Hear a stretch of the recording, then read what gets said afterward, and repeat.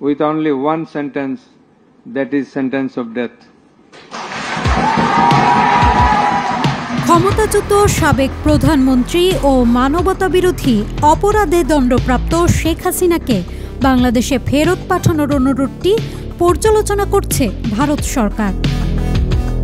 দেশটির পররাষ্ট্র মন্ত্রণালয়ের মুখপাত্র রণধীর জয়সওয়াল বুধবার এ তথ্য নিশ্চিত করেছেন।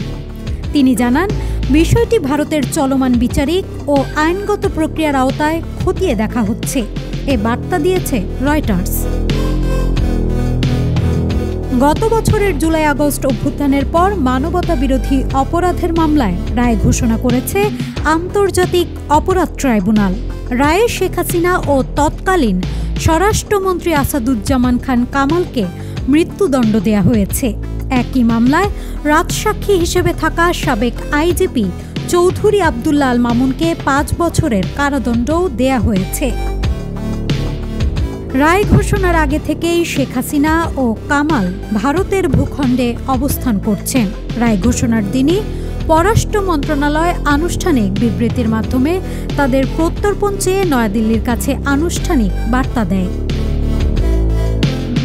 ভারত বর্তমানে প্রয়োজনীয় আইনগত প্রক্রিয়া অনুসরণ করছে বলেই জানা গেছে।